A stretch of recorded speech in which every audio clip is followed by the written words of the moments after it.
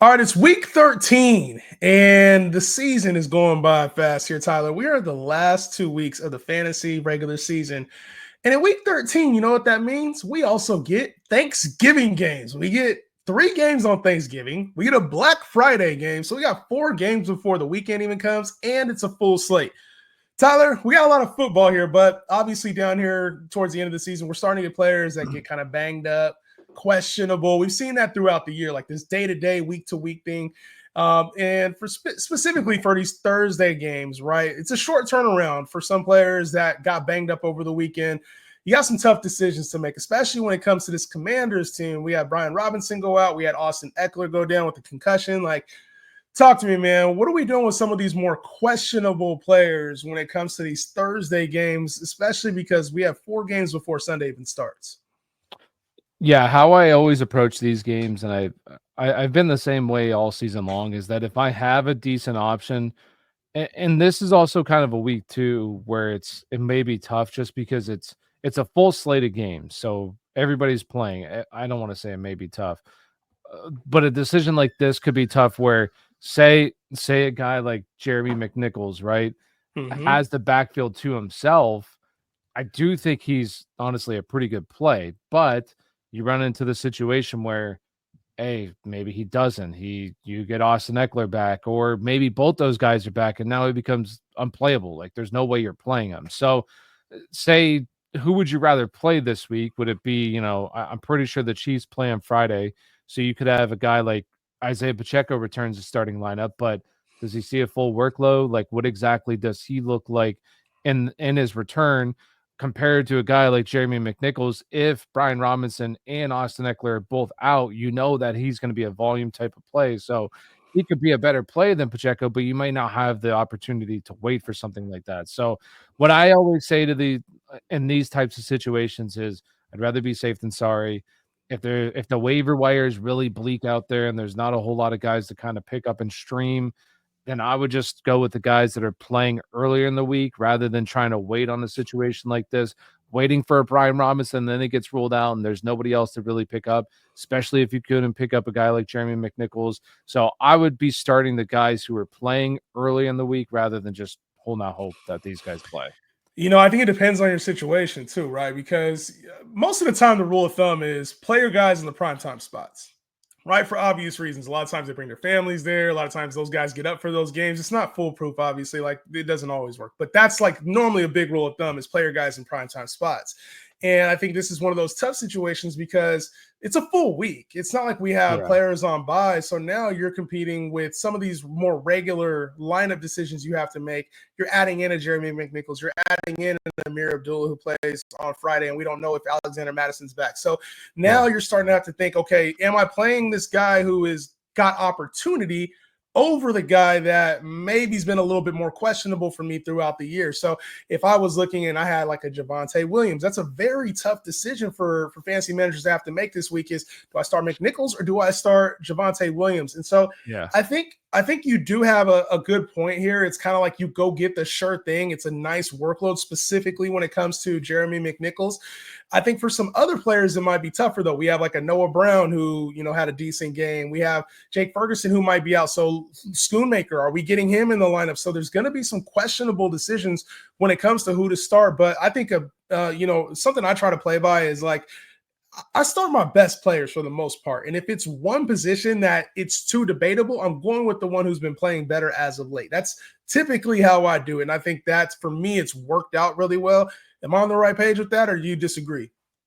Yeah, no, I agree with that. The one thing that I will say, and it's funny because I didn't actually see Javonte Williams' stat line: 8 rushes, -2 yards this week.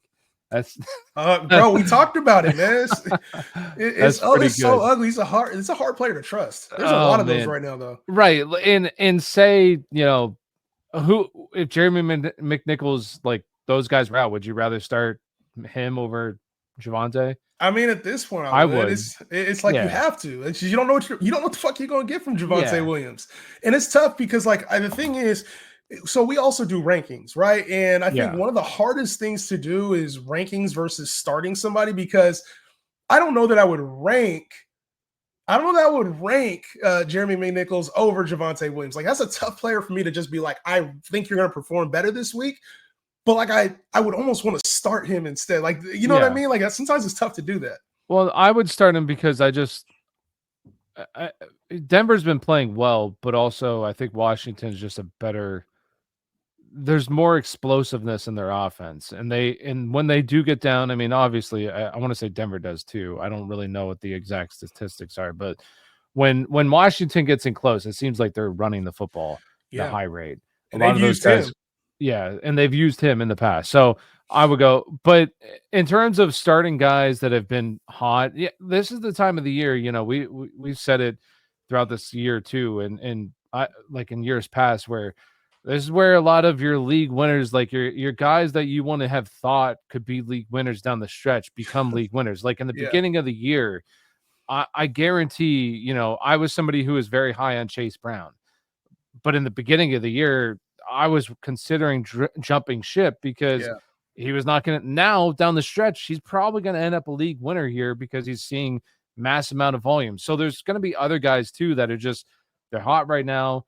Bucky I Irving, mean, we saw him go Bucky crazy. Irving is another guy. Yeah, like if these guys continue to be hot, like I would be starting him over a guy. You know, unfortunately, Deebo Samuel, right? Like if I had a wide receiver who has been performing really well, yeah, I mean, we know what Deebo can do, but he just hasn't done it. So it's one of those situations. Honestly, it gets really tough this kind of year, this time of the year too, because you know, especially if you're fighting for a playoff position, your starting decision could be a loss, and then you miss out on the playoffs. But you just got to live with the decision. A lot of people always ask me, who do I start? Who do I sit? And this time of the year, like a lot of people come to me advice, but I always say to them to like, just make your decision. Yeah. You'd be happier starting the guy that you want to start than me telling you to start someone and he has a dud and you losing because of that. So Yeah. this time of the year, just trust your gut, go with how you feel, and go with the guys that you think are going to have the biggest week and help you get into the playoffs, because that's all to me At the end of ultimately the what it day, comes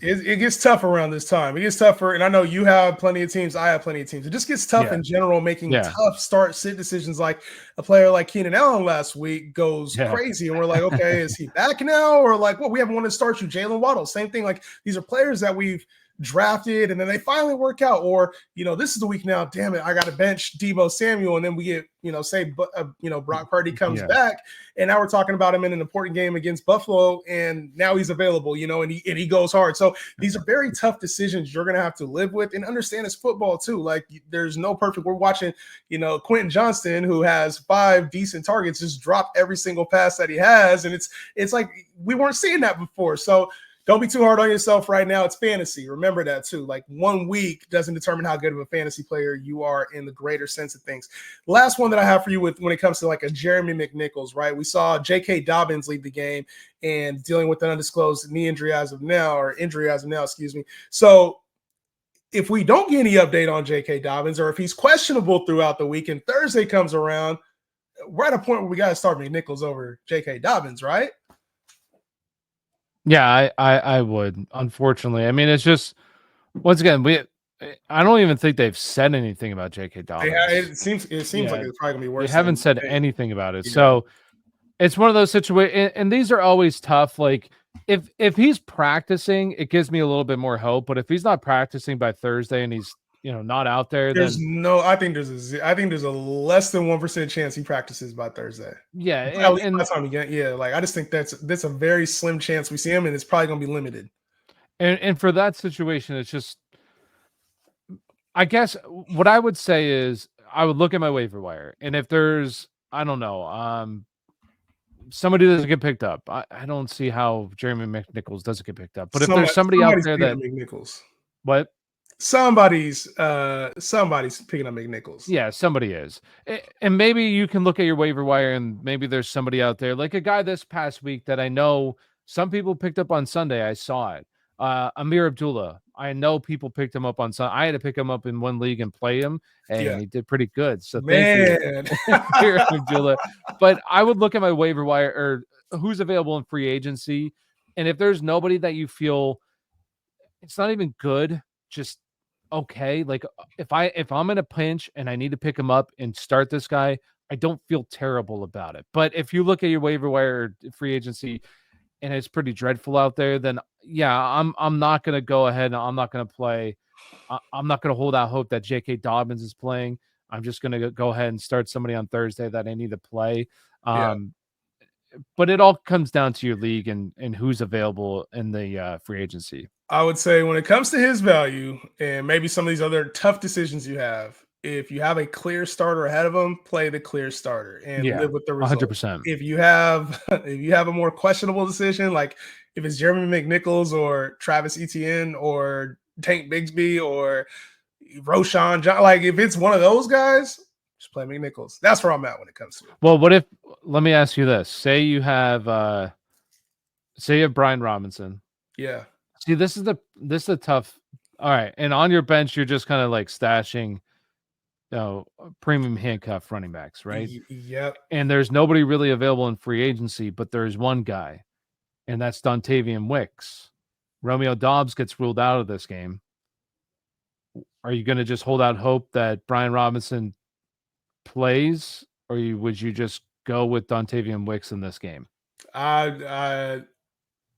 You mean McNichols? Or can we get McNichols? Or you talking about a flex spot? Play Wicks or I'm not playing Wicks. Okay. I'm not playing Wicks. I'm picking up Jeremy McNichols. But say you couldn't get him. Oh, all right. Let's okay. I get No, what I'm you're saying. saying. I'm saying if you have Brian Robinson. Yeah, and you're like, Are you I need gonna an hold out hope? option. Let me get Wicks. Like Wicks is the best available player out Yeah. there. You want to pick him up, But you have to play him on Thursday because he plays on Thursday. No, I'm gonna wait it out. I'm gonna wait it out and see what's there for Sunday. Okay. And it's more it's probably the player you gave me more so than I'm not a big Wicks guy. No, for sure. But I hear you though. Yeah, that's kind of like those are the decisions that people are probably going to have to make. Where do I start at Isaiah Pacheco on Friday instead of holding out hope that Brian Robinson plays? I guess I would probably do that. Just if he is playing, I would probably play him, not hold out hope. But those are kind of decisions that people are probably going to have to make, unfortunately.